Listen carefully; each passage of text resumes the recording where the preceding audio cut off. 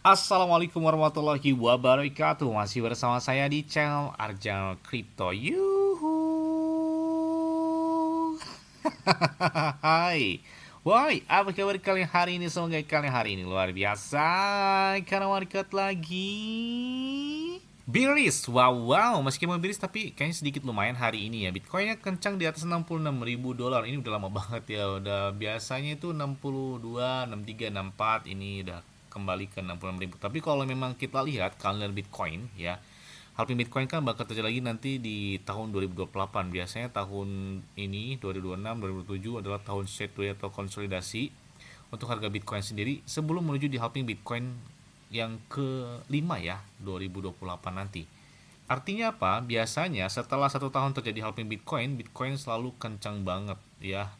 Seperti di tahun 2016 tertinggi 2017, 2020 tertinggi 2021, 2024 tertinggi tahun kemarin 2025, yang mana Bitcoin pada saat itu disentuh di atas 124.000 atau 126 ribuan dolar. Jadi benar-benar kencang banget 1 tahun setelah jadi halving Bitcoin tersebut ya. Nah, terus aku tanya, Bang, kira-kira pakai exchange luar apa Bang enak Bang untuk menahan berapa aset kripto di saat momen lagi sideways ini? Nah, saya pakainya Bitget sih. Kenapa pakai Bitget Bang? Enak aja, trade-nya juga 0%. Kemudian untuk setor atau perwidaunya itu bisa gunakan peer to peer dan ini sudah terbukti. Kenapa? Saya pakai ini sejak tahun 2021, artinya bukan kaleng-kaleng. Udah hampir 7 tahun saya pakai Bitget ini. Enaknya nggak ada gangguan, nggak ada pemeliharaan, tiba-tiba maintenance dan sebagainya, enak dan lancar aja, apalagi fee-nya murah banget atau hampir dikatakan nggak pakai biaya. Dan enaknya lagi nih, saya kasih bocoran ya, karena saya pengguna udah lama banget pakai Bitget ini. Nih saya kasih bocoran, kalau kalian pengen dapat kotak misteri senilai 500.000 rupiah, kalian klik aja di deskripsi video ini, ada tulisannya Bitget. Nah, di situ kalian bakal dapat kotak misteri. Bagaimana caranya, Bang? Nih, gampang banget ya. Kalian klik di deskripsi video, ada tulisannya Bitget. Nah, di sini kalian ya untuk bergabung bersama tim Arjano Crypto dan kita dapatkan 8.000 USDT. Itu kalau dirupiahkan tuh 140 juta rupiah. Ih, gila banget nih ya. Kalian klik aja di sini, gabung tim dari Arjano. Nah, kemudian kalian masukkan alamat email kalian di sini ya. Kemudian masukin kata sandi atau password kalian dan selesaikan registrasi KYC-nya, karena untuk persyaratan untuk bergabung tim bersama Arjano Crypto di Bitget itu kalian harus menyelesaikan registrasi KYC-nya dan kalian dapatkan otomatis ya kotak misteri senilai 500.000 rupiah. Nih lumayan banget, 500.000 rupiah tuh bisa beli beberapa altcoin yang lumayan, apalagi yang harganya masih di bawah 1 rupiah. Ada banyak banget, ada Shiba Inu, ada PP, ada beberapa meme coin ataupun altcoin yang bisa kalian tarik, ataupun kalian bisa tarik juga dalam bentuk USDT. Jadi ya enak lah ya, pokoknya dapatnya secara cuma-cuma dari si Bitget ini. Dan enaknya juga kalian berkesempatan dapat iPhone 17 Pro Max dan 6.200 USDT dan hingga 8.000 USDT pun yang bisa kalian dapatkan dari Bitget. Tapi yang untuk gabung Arjano Crypto di Bitget, jadi kalian cari aja, kalau misalkan kalian sudah bergabung, cari aja di sini ya, klik aja di pencarian tim. Nah, di situ ada pencarian tim di sini ya. Pilih di sini daftar tim, kemudian cari timnya, kalian klik aja Arjano. Di sini pasti keluar, otomatis tuh keluar ya. Arjano, kemudian kalian klik aja gabung tim bersama Arjano tersebut dan kita dapatkan 6.800 atau bahkan 8.000 USDT yang bisa kalian dapatkan dan kita lakukan perdagangan kompetisi di feature dan UX Bitget ini ya. Jadi lumayan banget ya. Tapi untuk kotak misteri itu otomatis ya. Klik aja di deskripsi video ini, selesaikan KYC kalian dan gabung tim Arjano dan kalian dapatkan otomatis 500.000 rupiah tersebut. Oke, seperti biasanya hari ini saya akan membahas sebuah token atau memberikan informasi terbaru dan terupdate tentang perkembangan aset kripto. Tapi ingat tetap disclaimer dan Dior. Kenapa? Karena kendali keuangan adalah dari kalian sendiri. Karena bermain aset kripto itu sangat banget beresikonya dan tidak disarankan dan nggak boleh FOMO terhadap aset kripto karena banget beresiko ya. Dan kita lihat ini datang dari P-Network. Oke, kita lihat harga dalam 2 hari terakhir kayaknya cukup lumayan menarik. Bahkan dari tadi 0,07 dolar, saat ini 0,09 dolar. Bahkan sempat sentuh di angka 1 dolaran dari harga P-Network tersebut. Jadi, wah cukup lumayan ya, 0,1-an dolar.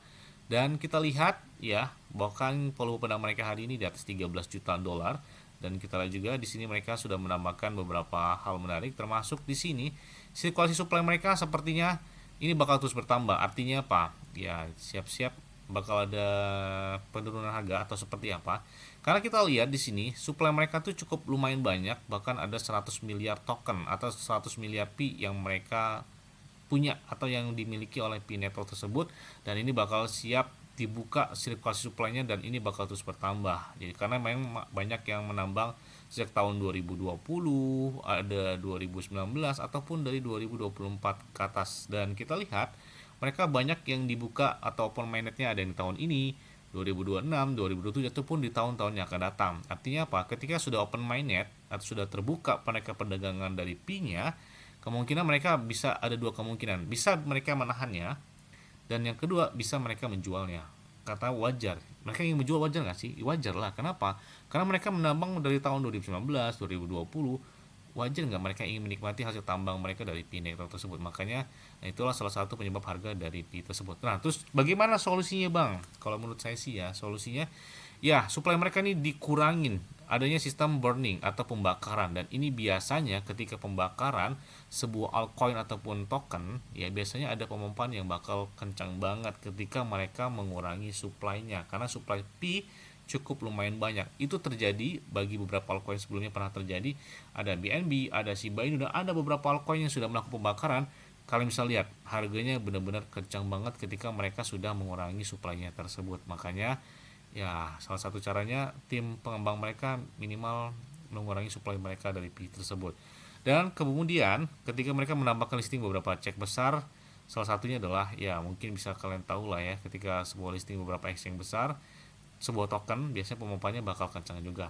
Dan kita lihat beberapa informasi lainnya. Nah, di sini kita lihat dari Pi Core Team ada beberapa fitur fase perencanaan aplikasi baru di Pi App Studio, bahkan memungkinkan para kreator itu mengembangkan ide-ide mereka dengan bantuan AI sebelum di App Studio menghasilkan aplikasinya. Ini misalnya ada App Studio mungkin itu meminta detail lebih lanjut tentang ide utama, kemudian tujuan pembuatan tersebut, kemudian tentang desainnya dan pengalaman para pengguna tersebut. Dan ini memandu para kreator dari ide awal menuju konsep aplikasi yang lebih lengkap dengan cara yang lebih interaktif dan sangat dinamis ya.